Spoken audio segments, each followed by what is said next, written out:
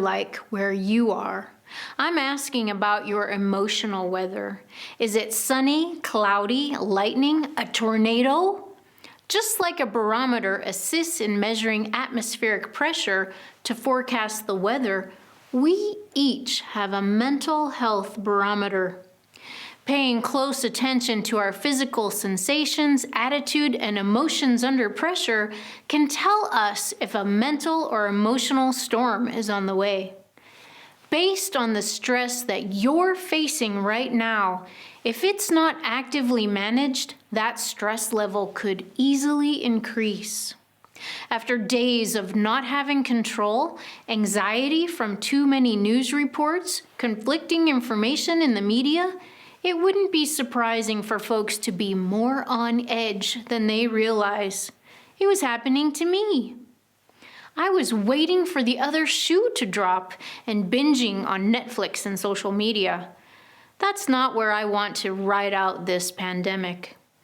I have previously lived through a time of intense grief that lasted for months, so I knew I needed the basic self-care tasks. Slow, deep breathing always helps, as does being grateful, looking for the good, and something to smile about. Those things helped my mental attitude.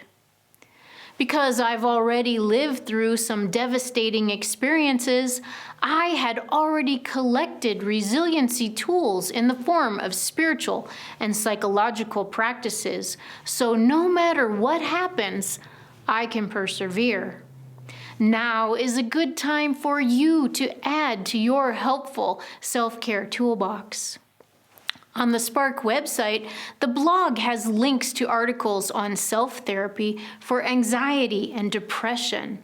I hope you find them useful. According to the U.S. National Alliance on Mental Illness, 1 in 5 people have a mental health disorder. Living with a mental health disorder is challenging enough on a regular day, without adding the stress of this pandemic to the list. Living in self-isolation with thoughts of fear, some of us too may begin to feel like we too have a mental health concern. Watching your own and your loved one's stress barometer is crucial.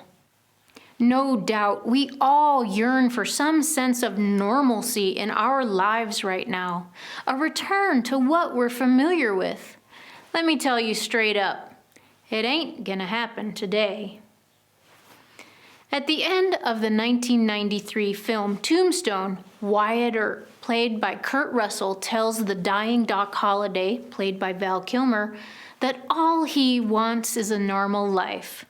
To which Doc responds, "There's no such thing as a normal life. There's just life." So right now, this is life. Virus, distance, isolation, flatten the curve, sanitize, fear and stress management, shock, sadness, pending loss, concern for loved ones, immune system boosting, and trying to remember what day it is. Phew!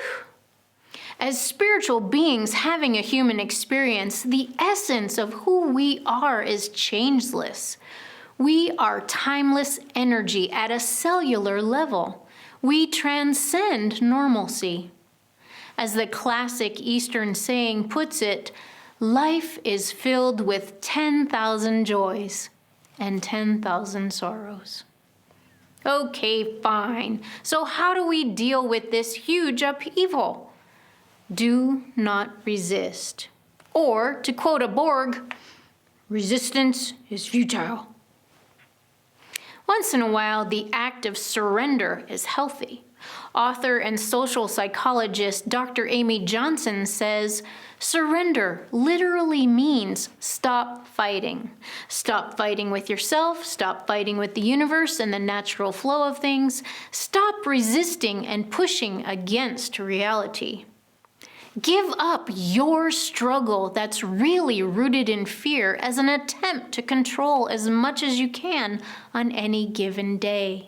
As we together move through this historic worldwide pandemic, surrender to the now moment. This is a time for global perseverance. As a human race, We have survived other calamities, wars, disease, depressions. We will overcome this as well. For a deeper look at this, check out my Bliss blog on the Spark website at spark-unity.org. Like us on Facebook, subscribe to our YouTube channel, and keep an eye on your emotional weather. Namaste. We shall overcome. Every time I think it's gonna take much longer, We shall overcome. every time I question, am I getting stronger? We